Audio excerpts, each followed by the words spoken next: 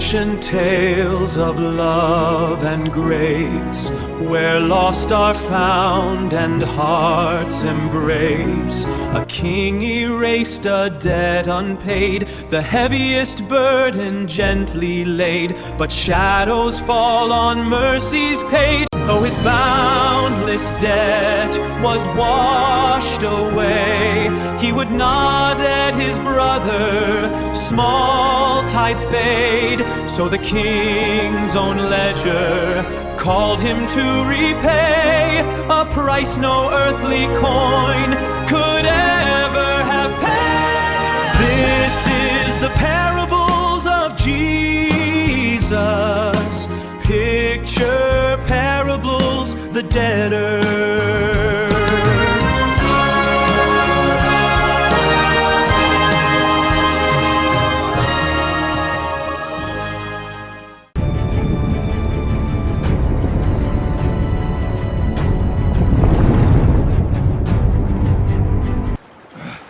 On 3, 1, 2.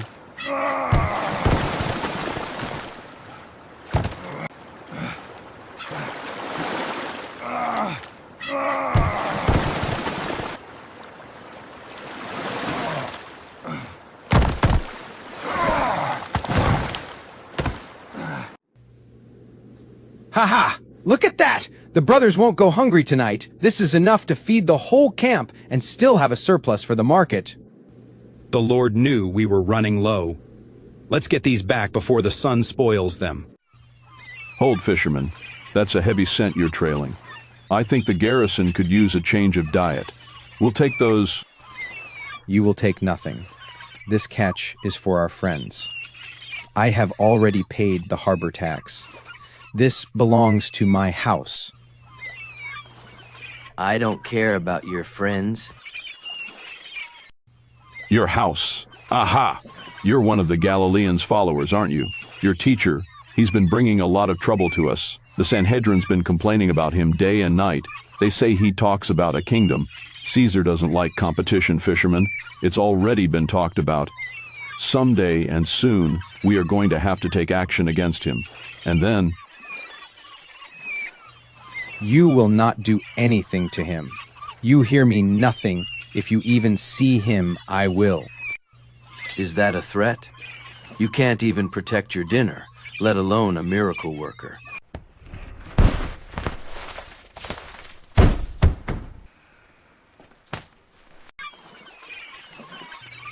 You dirty dog. Look at what you just did, messing up the street for all of us. Clean it up, Jew. Looks like your friends are eating dirt tonight.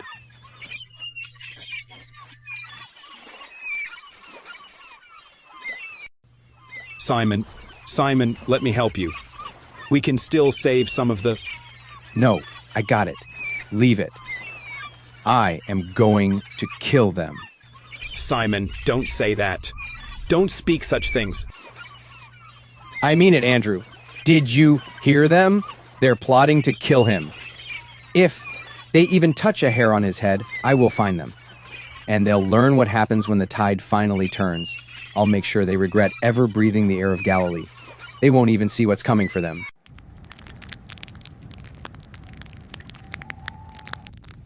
Andrew? Simon? I thought you were going to go fishing. We did. We had a haul that would have fed a village, and then those Roman animals, they stood there and mocked you. They talked about how they're plotting to kill you, Lord, and then they kicked our food into the manure. For sport! Lord, we're sorry. We failed you. No, you didn't fail me.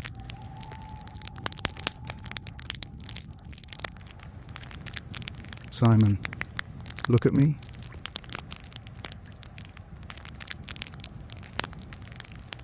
Are you okay?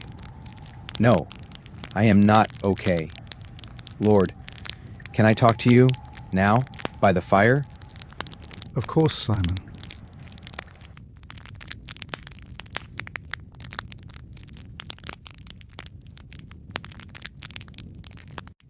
Now tell me what's on your heart. Lord, I know you tell us to forgive, like your Father has forgiven us. It's in the prayer you taught us. but there are just some people that Simon, we must forgive everyone. these men want you dead. How can you ask me to forgive that? Simon, do you truly think I am deaf to the world? Do you think I don't hear the things they say about me? Oh, I hear them. I hear the whispers behind the stalls in the market. I hear the high priests, my own people. Simon, the ones I have taught the truth of my Father. I hear them plotting in the shadows, trading my life for their own comfort. And the soldiers, I hear their laughter. It echoes in my ears long after they've walked away. I can't pretend it doesn't hurt. I can't pretend it isn't heavy. Sometimes, it feels as though my heart might actually break inside my chest. All I want is my people to know me. But for some people, their hearts are just too hard by their false interpretation of who I am. It's hard, Simon. It is so hard to hear them call me a glutton, a drunkard, a rebel. They look at me and they see a criminal, when all I see when I look at them is someone I love too much to lose. It makes me want to weep. I am trying to protect them. I am trying to pull them back from the edge of the dark. And they spit in the hand I reach out to save them with. My heart breaks for them because they don't know what they are throwing away. But I forgive them, Simon. Not because it's easy, and not because I don't feel the pain, but because I love them more than I love my own reputation. And if I can look at the men who want me dead and still offer them my heart, then you can find it in you to forgive a few spilled fish. If I can forgive them, Simon, you can too. But Lord, you are who you are. You're the Messiah. I'm only human. I don't think it's in me to do what you do. Yes, I am God, Simon, but I am also human. I feel the sting just as you do.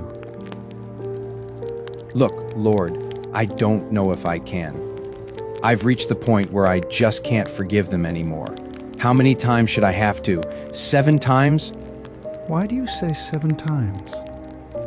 It's the number of completion, isn't it? Well, how many times do the priests say you should forgive? The priests say 3 times. But I think there should be more, at least 7. Am I right? The priests say 3, you say 7. But I tell you, not 7 times, but 70 times 7. Oh, great. How am I supposed to keep track of that? No, Simon. I don't mean actually the number 70 times 7. Simon, I mean we shouldn't count how many times we forgive. It should be automatic. You are carrying a weight of unforgiveness that is going to drown you before the Romans even get a chance to try. You are like a man who has forgotten his own life was a gift. Now listen to this story. Now you truly will understand what it means to forgive and the consequences of unforgiveness. You see, the kingdom of heaven is like a king who ruled a great kingdom. He was a man who ruled with an iron fist. His borders were absolute, and his laws were like the mountains. They did not move for any man. He was a king of terrifying power, yet he was also a man of immense patience and a mercy that ran deeper than the wells of the earth. One day this king decided it was time. He called for the ledgers. He decided to settle the debts with every servant who lived under his shadow. The king sat upon a throne of cold stone. He watched as the scrolls were unrolled until his eyes fell upon a name. He stopped. He was horrified. In the silence of the court, he called for one servant immediately. The man walked in, shielding his eyes from the king's glory.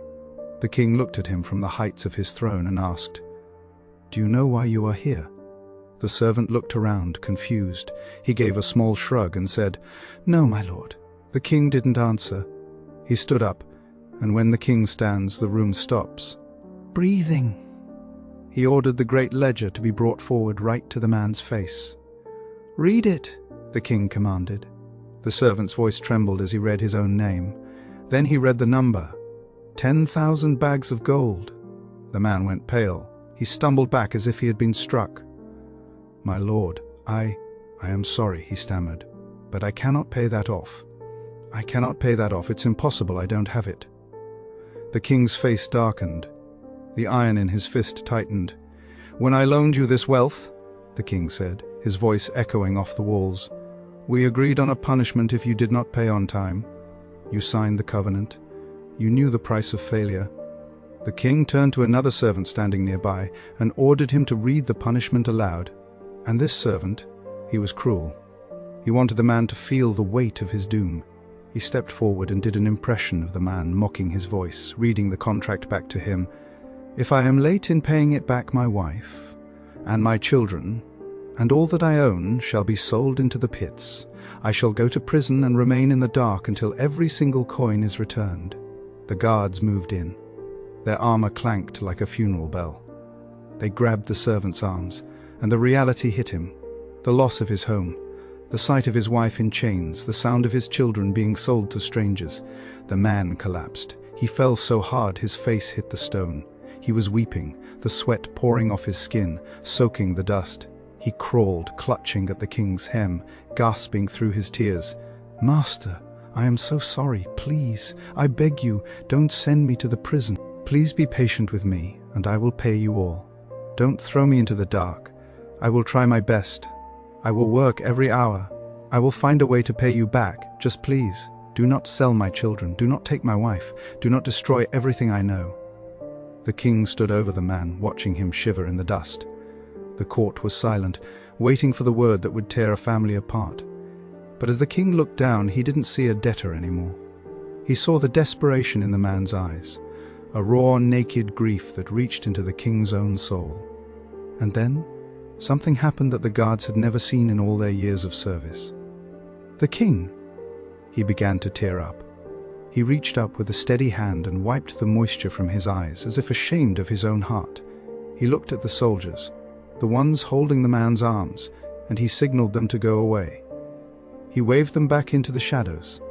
When the master saw that the guards were gone, he reached down and put his hand on the servant's shoulder. "I do not have a desire to throw you in prison," the king whispered, his voice steady but kind. "But next time, you must keep your promises." The king looked him in the eye and said the words that shook the foundations of the palace. "I forgive you the debt, all of it. Go home." The servant went still. He couldn't breathe. Then he exploded with a joy so violent it was almost frightening. He fell to his feet, sobbing, and kissed the king's sandals over and over. He clutched at the king's robes, laughing and weeping at the same time, crying out thanks that didn't have enough words to hold them. He wouldn't let go. He was so overwhelmed, so lost in the miracle of his own life being returned to him, that the guards finally had to step back in. They had to literally drag the servant away from the king's feet just to clear the hall. As he was pulled to doors, he was still shouting, still reaching back, his face radiant with a gratitude that felt like it would never end. He was free. 10,000 bags of gold, erased in a single heartbeat. You would think, Simon, that a man who had just touched the hem of God's own mercy would walk softly for the rest of his days. You would think he would be careful with the souls of others, knowing how fragile his own had been only moments before. But the human heart is a strange and stubborn thing. He had been forgiven the mountain, but he still carried a handful of stones in his pocket. On his way home, he pushed through the crowded marketplace. He was looking for something to celebrate, fine wine perhaps, or a gift for the children he had almost lost. And there, in the middle of the noise and the dust, he spotted a fellow servant, a man he knew well. This man owed him 100 silver coins. The first servant's face didn't soften. He didn't see a brother who was struggling. He saw a ledger that hadn't been settled. He stepped into the man's path and called his name. "Do you remember," he said, his voice cold and flat, "the 100 coins I lent you?" The fellow servant looked up, his face tiring. "I remember," he said quietly. "Well," the first servant replied, "it's time to pay up. Do you have my money?" The man lowered his head. "No, sir, I'm truly sorry. I do not have the coins today. I've been looking for work. I've been trying to find a way to make it right, but I have nothing yet." The first servant didn't offer a hand. He didn't offer a prayer. He leaned in and whispered, "Step into the alley. Let us speak in private." The moment they were hidden by the shadows of the stalls, the man who had just been kissed by a king turned into a monster. He lunged. He wrapped his thick fingers around the man's throat and began to violently choke him. He slammed him against the stone wall, his face inches from the man's gasping mouth. "Pay me what you owe me," he hissed. "I want it now." And then, Simon, the world turned into a mirror. The fellow servant fell to his feet. He reached out, clutching the end of the first servant's robes.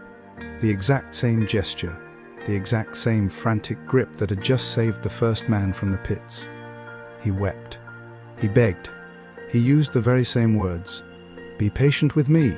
I am trying. Be patient, and I will pay you everything." But the servant's heart was a tomb. The mercy he had received had not changed him. It had only made him feel powerful. He didn't care about the man's family. He didn't care about the man's hunger. He didn't even hesitate. He turned and shouted for the guards. He dragged the man out of the alley himself, his hand still tight on the man's collar. "Take him away," he shouted to the watchman. "He owes me a debt, and I want him in the pit until I see every last coin." The other servants stood in the shadows of the market. They watched as the man was dragged off, his heels scuffing in the dirt. They were furious. They were heartbroken. They remembered the king's tears. They remembered the cancelled bags of gold.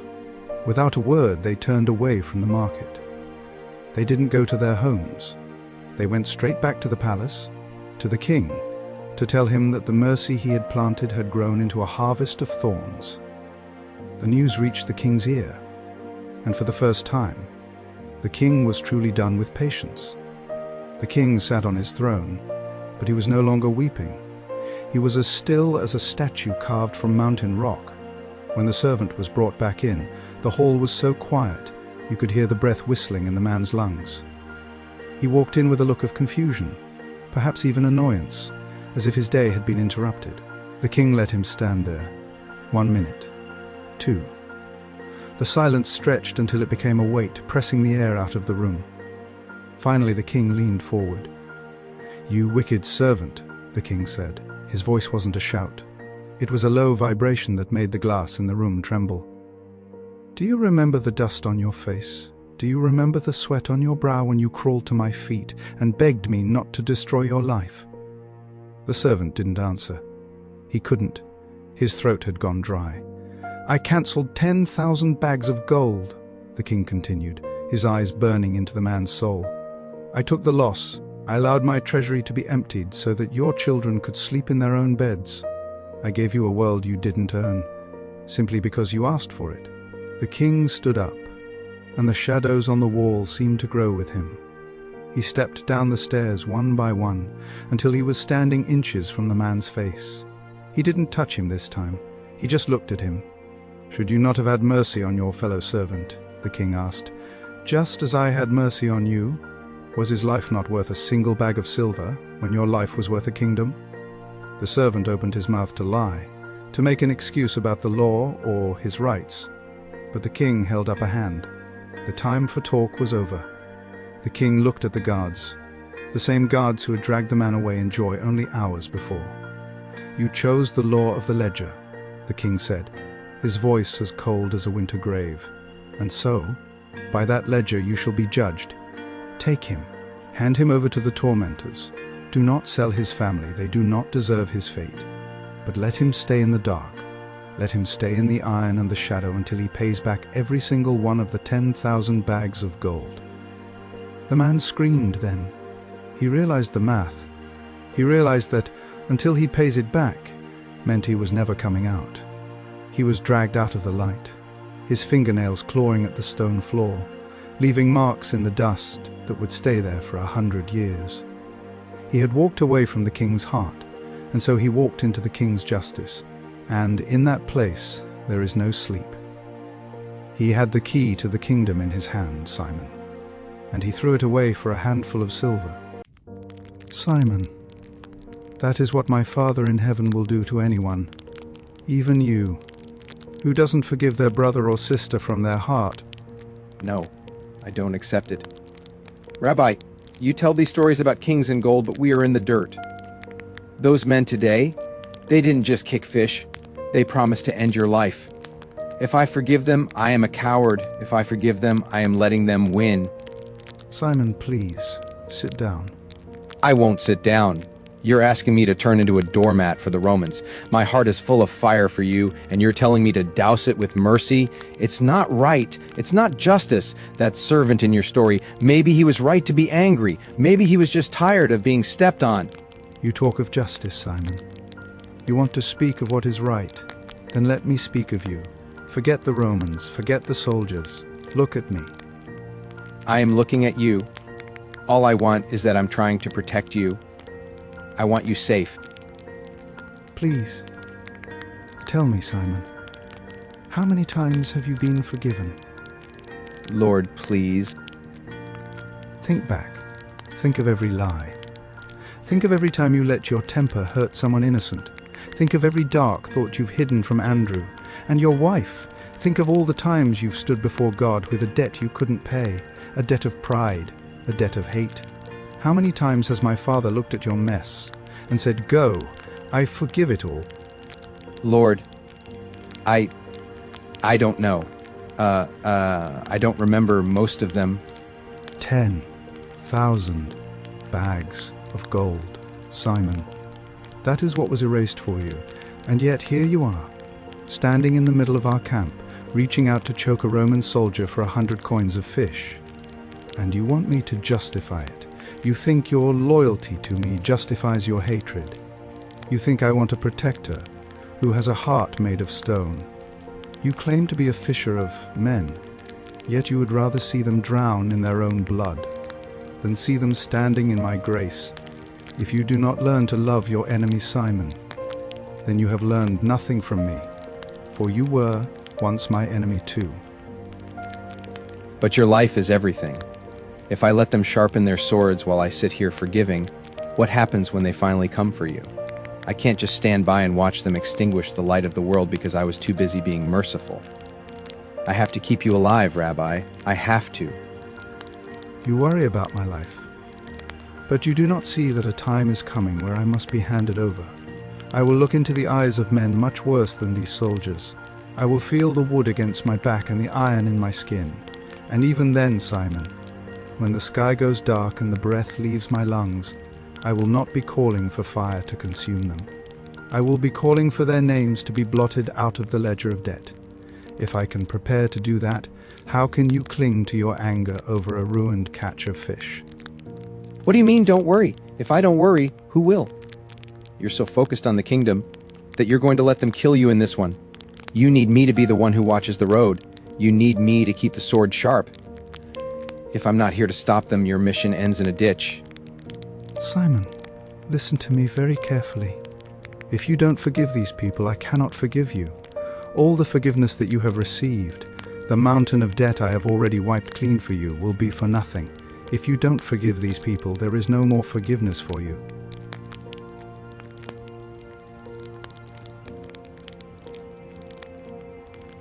Lord, I am sorry. I've been acting like your life depends on my anger. I've been acting like I'm the one holding this whole thing together with my grip on those soldiers' throats. But you aren't afraid of them. You aren't even looking at their swords. You're looking at their souls. I thought I was protecting you, but I was really just protecting my own right to hate. You don't need my help to stay alive, Rabbi. You're God. But I need your help to stay humble. I've been the wicked servant, holding on to a few coins of pride while you've given me everything. I am going to a place where I will pay every debt, Simon. But I cannot take your place if you are still trying to be the judge. I see it now. I'll forgive them, Lord. I'll forgive them until I have nothing left, until it breaks me. It won't break you, Simon. It will finally let you be free. Now, Simon, now you are truly learning how to be a fisher of men. Thank you, Rabbi, for not counting my bags of gold. Simon, the man who truly knows how much he has been forgiven is the only man who can truly afford to be merciful.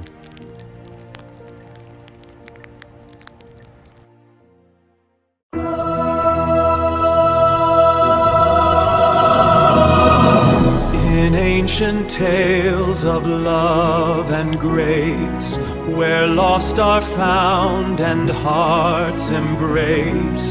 A king erased a debt unpaid, the heaviest burden gently laid, but shadows fall on mercy's page. Though his boundless debt was washed away, he would not let his brother small tithe fade. So the king's own ledger called him to repay a price no earthly coin could ever have paid. This is the parables of Jesus. Picture parables, the debtor